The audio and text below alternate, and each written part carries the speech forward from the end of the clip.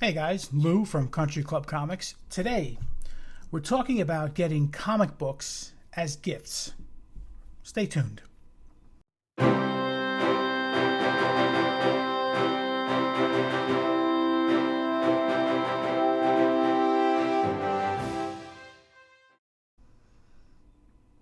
So, if you've been collecting comics for a while, like I have, I'm sure at one time or another, you probably received a comic as a gift from someone. It could have been a birthday, it could have been a Christmas present, or maybe, someone just gave you books. I've had that happen a couple of times. In any case, sometimes you may get something really good out of that, and it's a pretty good feeling. So I've been collecting for a little less than, I did the math, a little less than 50 years. I think I started when I was, I guess, like 7 or 8. 50 years. That really hit me hard when I actually realized that. It's a lot of time. And I was going through my collection last week and I came across a book that I received as a gift from someone. And I thought, what other books did I get in my collection that were prominent, that were gifts, basically, that I didn't spend any money on? Now, I got a lot of books as gifts. Not all of them are wonderful, of course. They're a small percentage. So I managed to pull out 17 of my personal books that may surprise you that they were actually gifts or just given to me for whatever reason, for various reasons. So let's get started. Just so you know, they're all raw. The ones that are, they were all given to me raw. The ones that are graded, I graded recently. Okay, just so we're on the same page. All right. Okay, let's get started. So this is kind of a bittersweet story, but when I went to high school, I had a friend, Lance. I'll just give the initial of his last name, Lance B. Fabulous kid, comic lover, just a all-around great kid. We talk comics quite a bit. And one day, he brings this to me. And he said, just take it. It's in terrible shape. I was blown away. And I remember saying, I have to give you some money for this. And even one of our friends said, you have to give him money. So I just said, you know what? Thanks. And I appreciate it. And I took it. I felt a little funny about it, but he didn't care. He didn't seem to care. So that's how I got my first Iron Man #1. And if you watch my unboxing videos, you know I've had a few since then. But this one, even though it's the lowest grade of the bunch, is absolutely the most special one. What I intended to do, and I thought about this last year, that's when I sent a whole bunch of books in. I was going to have the book graded, and I was going to find Lance, because we didn't keep in touch after high school. We just, parted ways. I was going to find Lance, and I was going to bring him this book graded and give it back to him. And unfortunately, doing a little bit of research, I found out that he passed away in 2009. And, that really hit me kind of hard. Even though I hadn't seen the kid in 40 years, that kind of hurt. And I really wanted to give this to him and just see the expression on his face. But unfortunately, it's not meant to be. So thank you, Lance. God bless you. And let's move on now. So I live in the Bronx now, and I lived on an avenue called Wellman Avenue. And maybe some of you know it. It's in the Pelham Bay section of the Bronx. And I had neighbors. And these neighbors knew I collected comics. And they asked me if I wanted some comics. I said, yeah, they had them. I don't know if they had them in their attic. I don't even know if they had an attic. But they had a bunch of comics. And they were Archie comics because their children were about 5 or 6 years older than me. So they had books from the mid-'60s, late 60s, like that. I said, okay, I didn't collect Archie comics. I just didn't care. I only read DC and Marvel. But I couldn't say no. They're comic books, right? So they give me these covers, these books rather. And I look at them, I put them away, I don't think anything of them. Years later, because I didn't get rid of them. They just went into my filing cabinet, organized. Years later, I ran across an article on Archie innuendo covers. And I said, And and I saw some numbers there. Now, I didn't know the numbers. I had them in my database, but I didn't know the numbers offhand. So I look on the computer, I'm like, I have this book, and I have this book. So this is the first book that I had from them. And this is Betty and Me, number 37, where Betty and Veronica are comparing how Archie is rubbing them the wrong way and the right way. It's completely innocent, but to be perfectly honest, it's kind of fun to find these innuendos on these covers. And also from this pile of books, I got arguably the top innuendo cover of Archie, which is Betty and Me, number 16, where Archie talks about having to beat off two guys. Again, innocent enough, but when read a certain way, provides, a bit of humor. So I was blown away by that. Now they've become, of course, prized pieces of my collection where they were just taking up space beforehand. And it should be known, I don't have a lot of comics. Raw comics, I have less than 2,000. I don't keep a lot of comics just because I like to continually, cull the collection and just keep the best of the best of the best. But those comics and all of the comics I got as gifts, for the most part, I kept. I never really gave them away because, they're gifts. So this next one, this was easy. This was a birthday present from my brother, and he gave it to me in 1989. His friend owned a comic store. He went to the store and said, "Okay, my brother's birthday. What do you got for me?" And I remember he paid $30 for it. He didn't tell me he paid $30, but the price on the bag I remember was $30, and he got me this book. This is The Crow number 3.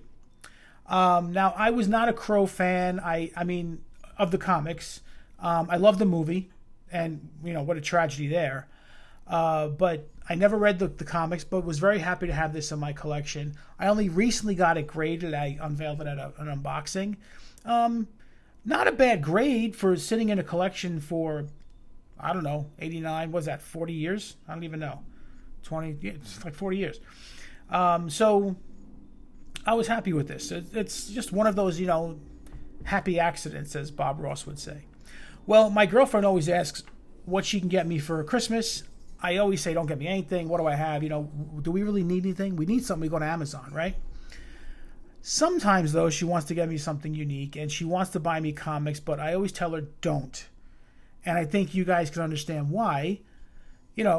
When someone wants to buy you comics, you don't want them to waste their money if they don't know what they're doing. They'll get ripped off. That people are out there, they're unscrupulous. But there are times where I sort of direct her to an eBay page, or I might say, that looks interesting. And I did this 3 times throughout our relationship. I think a 4th one's due. But this is the first one she got me, which is really cool. I could not find this. I mean, if I found it on eBay, you can find all these on eBay. But they were top prices. But I figured if it was a gift, she could pay it. But I found the most inexpensive one, and this was the first one. This was limited collector's edition. There's no number to this, but it's perceived to be C20 Rudolph, and this is the first of the DC Treasury books, the first one ever made. And it's Rudolph the Red-Nosed Reindeer. Kind of expensive if you go to buy it. I think they average $70 to $100, something like that. And also, I'm not going to put values on these books because, again, they're gifts. So I'm going to keep values out of this video. So I was really thrilled to get that, and it's in my collection. It's staying there. I love the treasuries. I have a fondness for the treasuries that goes beyond words. And then she also got me this. All new collector's edition, C58, Superman versus Shazam. This comic, while most of the comics that were in treasuries were reprints, this wasn't. This is the first time Superman and Shazam cross over, believe it or not. So it's kind of weird that their first meeting was in a treasury. And then she got me this. I love this book. I'm a Shazam fan.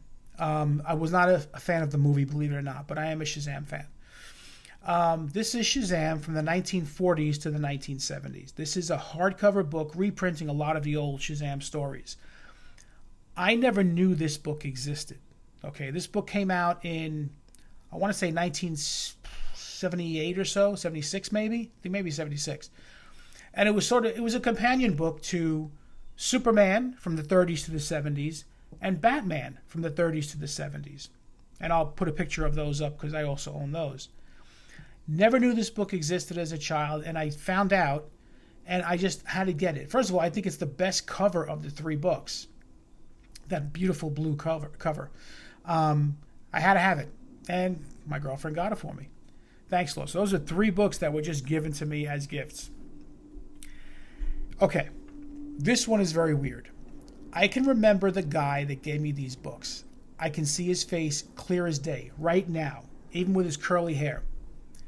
But I cannot remember his name. I don't know how I knew him. I think he used to hang out with the guys up the block. Sorry. I was like 15 years old, and this guy gave me some X-Men books. And he gave me like, a good amount, a bunch, a handful. Here's one of them. X-Men 95.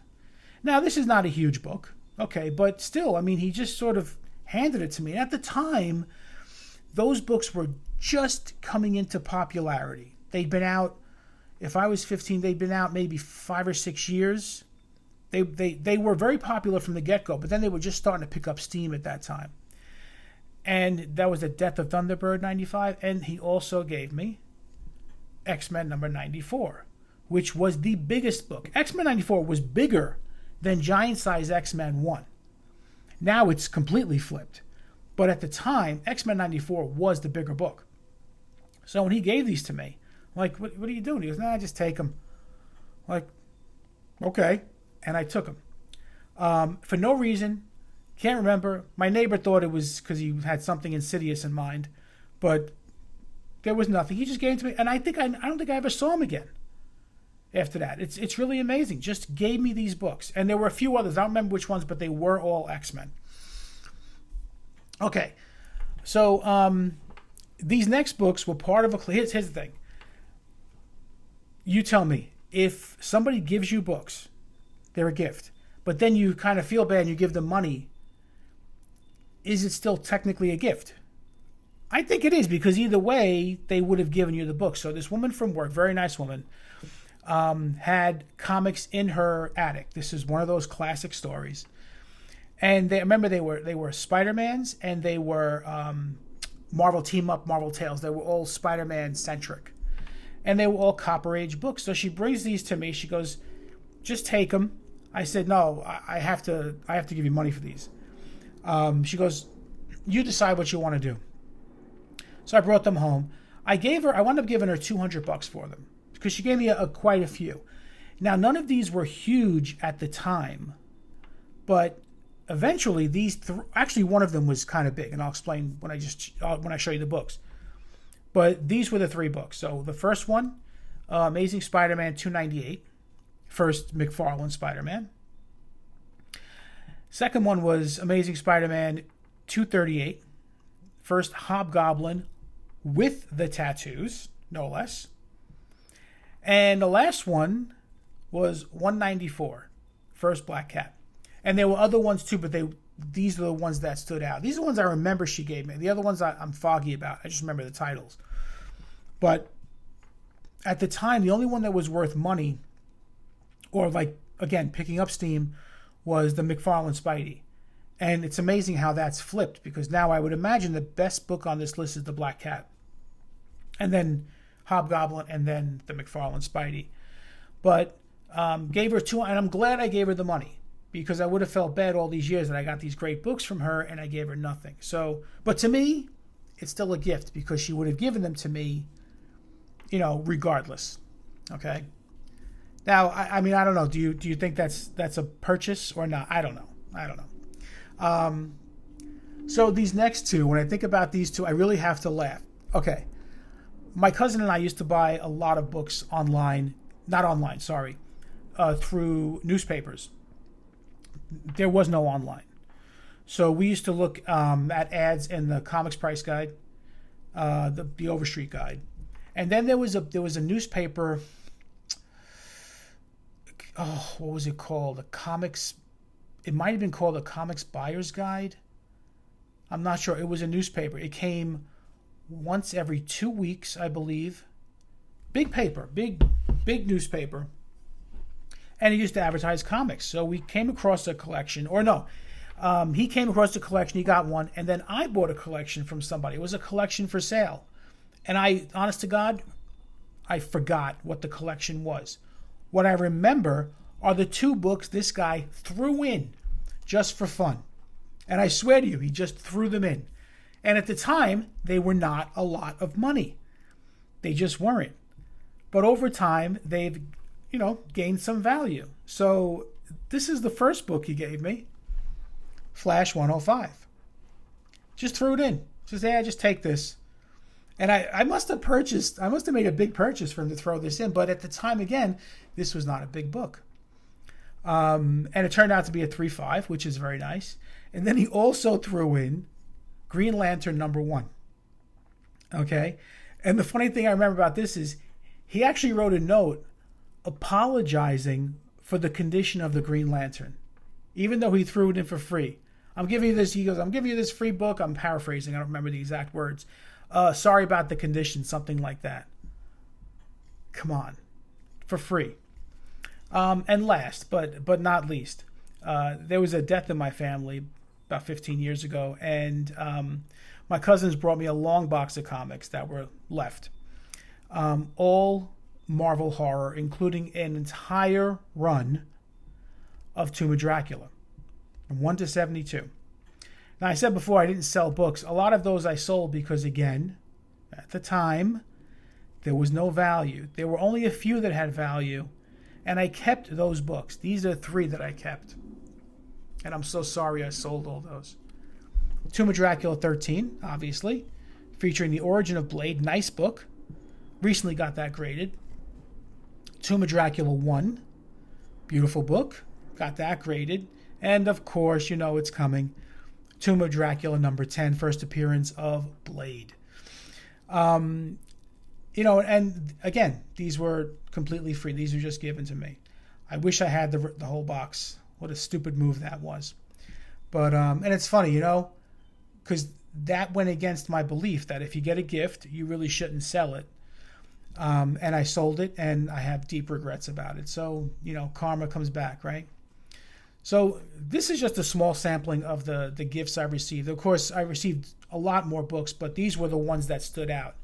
And I'd be kind of curious, did you ever get a gift in the form of a comic that turned out to be something really amazing years later, or that they knew the value and they just wanted you to have it anyway? Put your comments below. I'd be very curious, because this was a very interesting video for me to put together. I had to recall a lot of old experiences, and it was kind of fun. So that's it for this video. If you get a chance, if you like this kind of content, please subscribe. Like the video, and I do want to read your comments if you can, so that'd be great. And until next time, this is Lou. Ciao.